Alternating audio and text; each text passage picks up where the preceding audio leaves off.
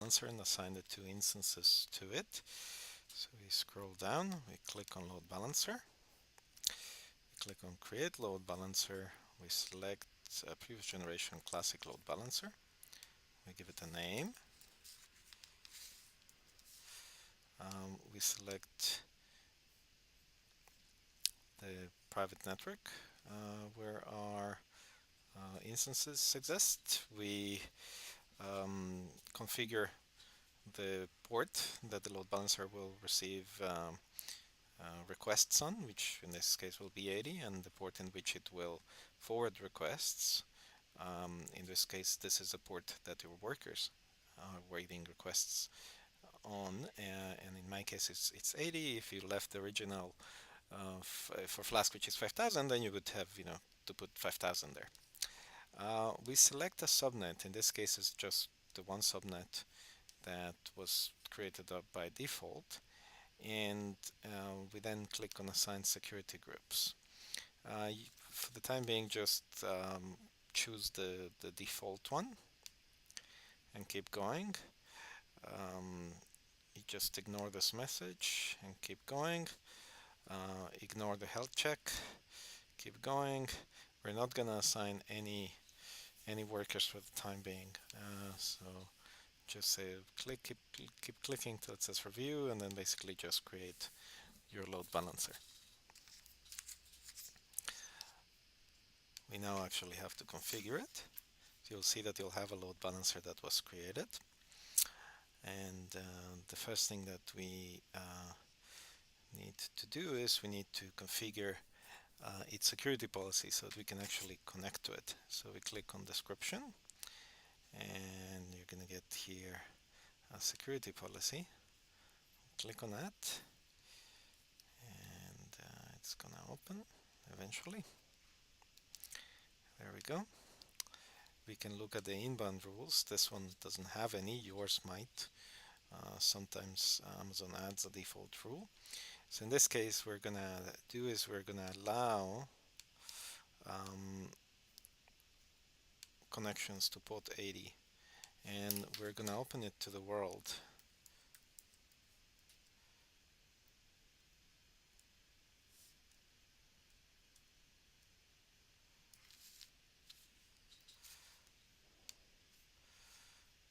So what this does is it basically lets anyone connect to it, which is what we want.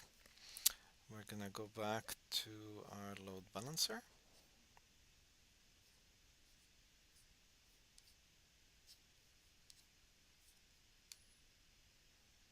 Here. And we're gonna make the connection sticky. So by default, the load balancer will send every new connection to one of the workers in round robin fashion, and we don't want that because we're building typically session information. So we're gonna tell it to connect to basically use stickiness so that multiple requests coming from the same source, the same browser, will go to um, the same server. So for that, we ask it to configure a cookie.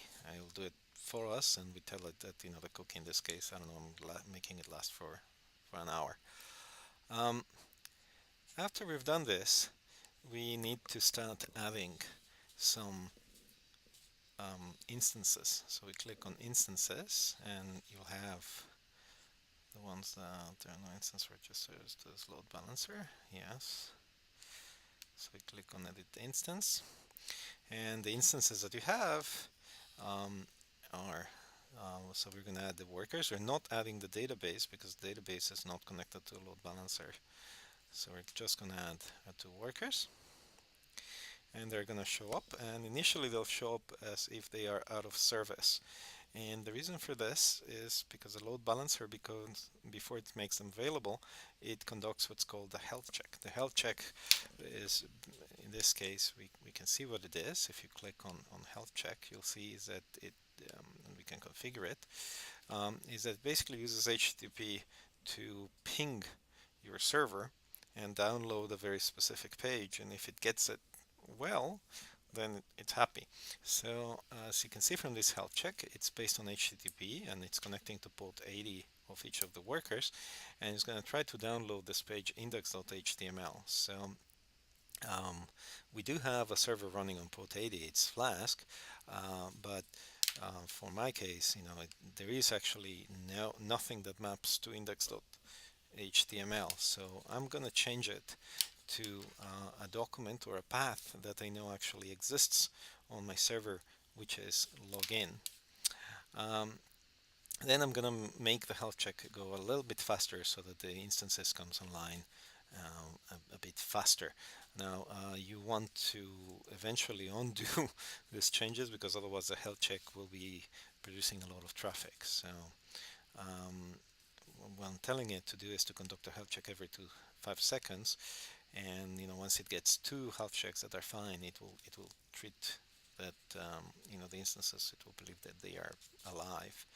So if we just go back to instances, you'll see that now my instances are actually um, up and running. Now what I can do then is actually try to connect to them. So now I can, instead of using, so if you can see here, this is when I'm using the IP address of one of the instances. I can now connect with the IP address of the load balancer, and if everything goes well, it works. So in this case, it actually is sending my traffic to one of the instances, and you can see that it works relatively fast. Um, Supposedly, there we go.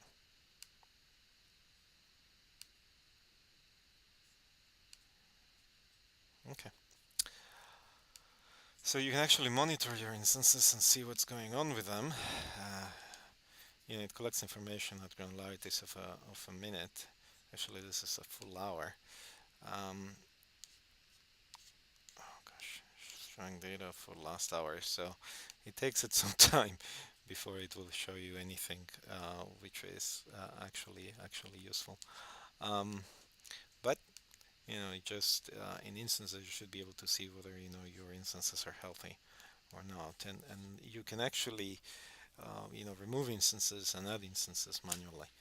Um, so just to summarize, what we did here is we created a load balancer, we added 2 instances to it, and these 2 instances happen to be sharing the same database server. Where you typically get into trouble is, as I said, with the health check. Um, so if the instances are not coming online, there are few things for ways that you can debug it. I mean, first of all, make sure that the health check is actually um, going for and here I'm doing it so that it doesn't keep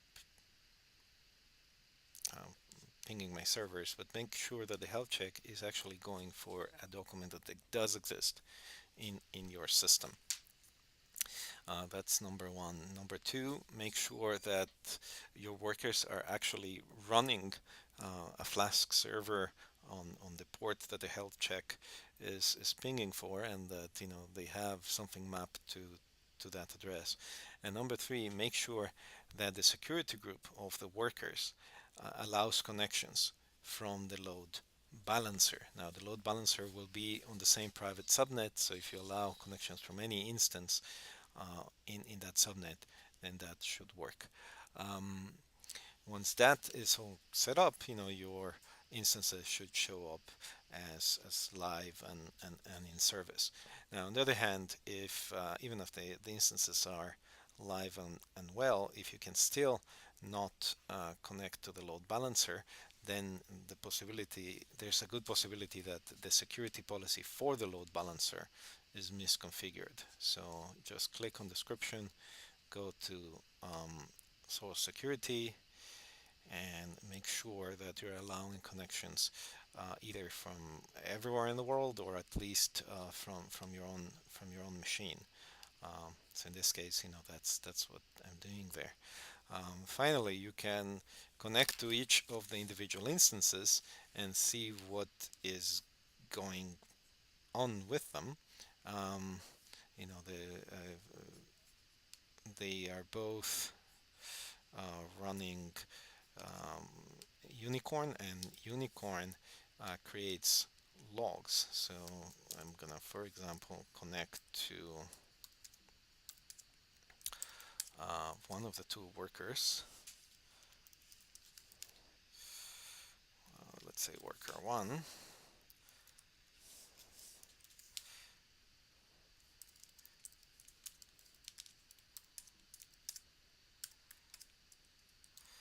And as you see, there are two log files. And the one that you care about the most is this access file. And that shows each of the URLs as being accessed. Um, so you can actually track and see what is actually going on. All right.